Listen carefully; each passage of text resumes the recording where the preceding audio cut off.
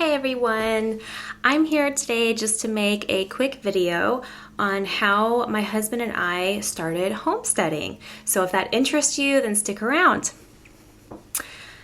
Okay, so this will be just a really quick story because we've only been homesteading for 2 years now. But so we used to live in a different state than where we live right now.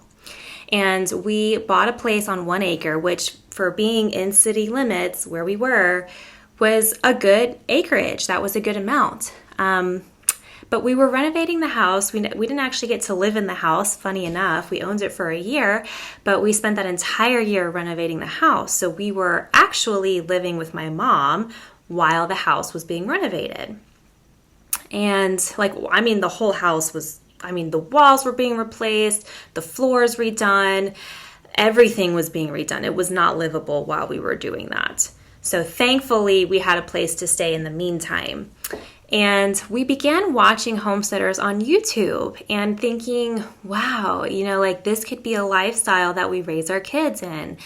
But the more that we were looking into what we can do and not do at our place in city limits, the more we became worried that that wasn't going to be a possibility for us.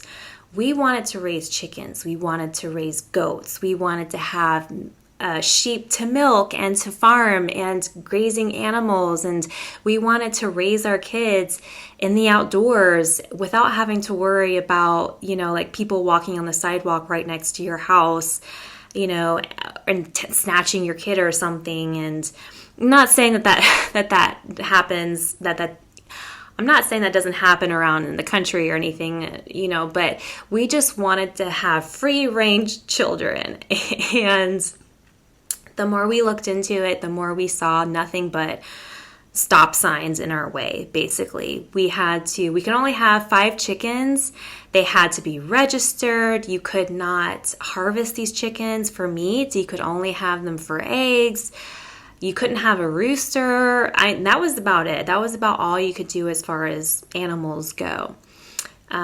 So we quickly realized we probably weren't, this was not the long haul. This was not it for us.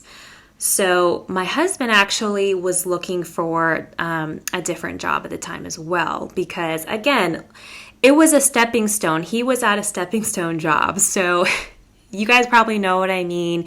You take the job because it's better than your previous job, but you're not going to stay there for very long. And thankfully, he did not have to stay there very long. I think he was there a year because he got a job offer in a different state for a much better job with better benefits, the whole 9 yards. So we jumped on that chance. You guys, I highly recommend it. If you are scared to move, especially because you have kids, we had one at the time, don't be scared. Don't let the fear prevent you from taking that necessary step to get you where you want to go.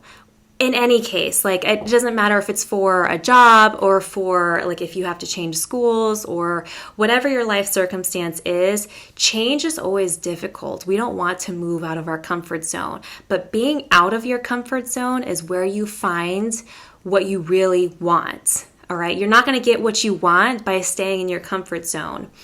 And so was moving hard for us? Yes, it was difficult because my husband knew nothing but his hometown.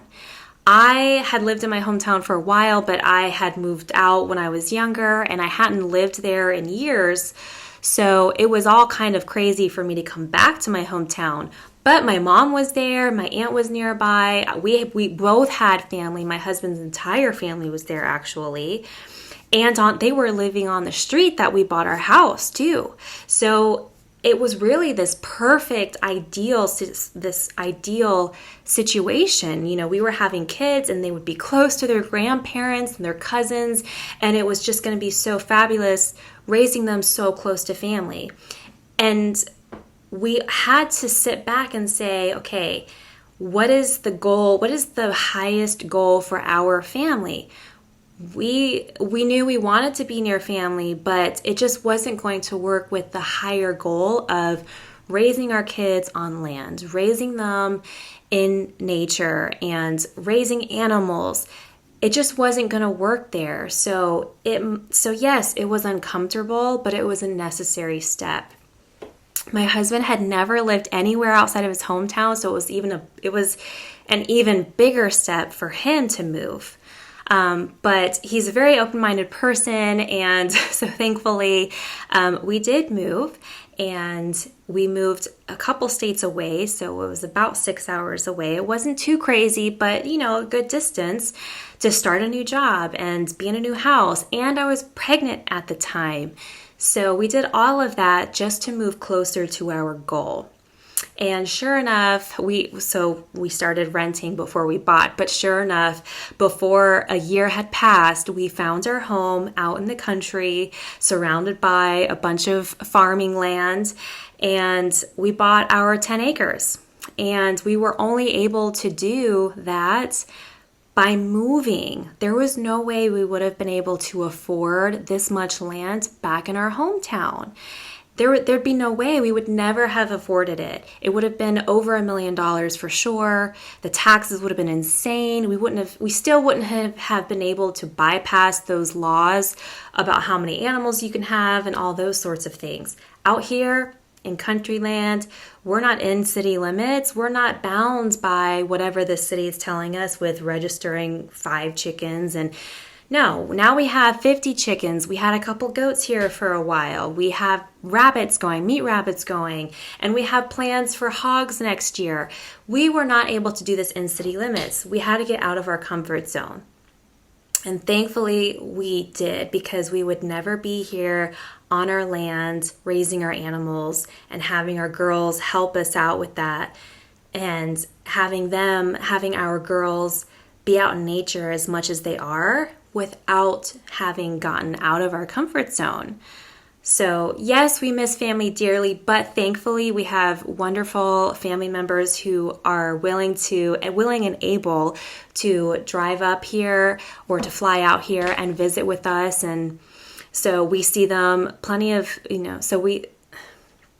so we definitely see them as much as we can. Anyways, I hope you guys enjoyed that little intro into how we got to homesteading. Stay around for another video.